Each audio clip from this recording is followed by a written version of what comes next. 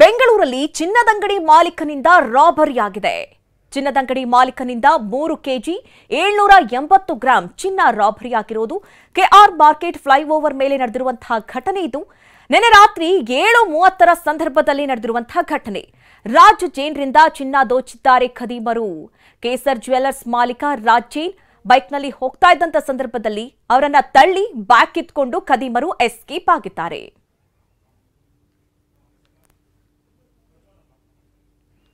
ಈ ಕುರಿತಂತೆ ನಮ್ಮ ಪ್ರತಿನಿಧಿ ಪ್ರಜ್ವಲ್ ಒಂದು ಪ್ರತ್ಯಕ್ಷ ವರದಿಯನ್ನು ಕೊಟ್ಟಿದ್ದಾರೆ, ಬನ್ನಿ ನೋಡೋಣ.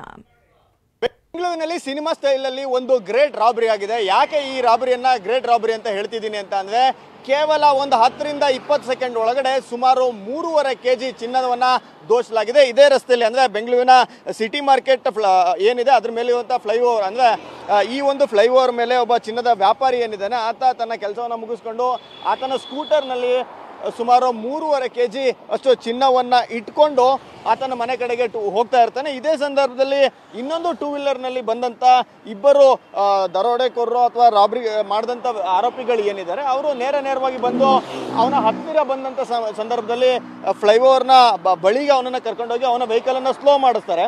ಸ್ಲೋ ಮಾಡಿಸಿದ ನಂತರವಾಗಿ ಮೂವಿಂಗ್ ಸ್ಕೂಟರ್ನಿಂದನೇ ಆತನ ಸ್ಕೂಟರ್ನಲ್ಲಿ ಇದ್ದಂತ ಒಂದು ಬ್ಯಾಗ್ ಅನ್ನ ಎತ್ಕೊಳ್ತಾರೆ. ಆ ಬ್ಯಾಗ್ನಲ್ಲಿ ಬರೋಬ್ಬರಿ 3.5 ಕೆಜಿ ಚಿನ್ನ ಇರ್ತದೆ. ಇದು ಸುಮಾರು ಇವತ್ತಿನ ಮಾರುಕಟ್ಟೆ ಮೌಲ್ಯದಲ್ಲಿ ಸುಮಾರು 1,70,00,000ಕ್ಕೂ ಹೆಚ್ಚಿನ ಮೌಲ್ಯದ್ದಾಗಿದೆ. ಸದ್ಯ ಈ ಬಗ್ಗೆ ಕಾಟನ್ಪೇಟೆ ಪೊಲೀಸ್ ಠಾಣೆಯಲ್ಲಿ ಕೇಸನ್ನ ದಾಖಲು ಮಾಡಿಕೊಂಡು ಪೊಲೀಸ್ನವರು ಹುಡುಕಾಟವನ್ನ ಮಾಡ್ತಿದ್ದಾರೆ.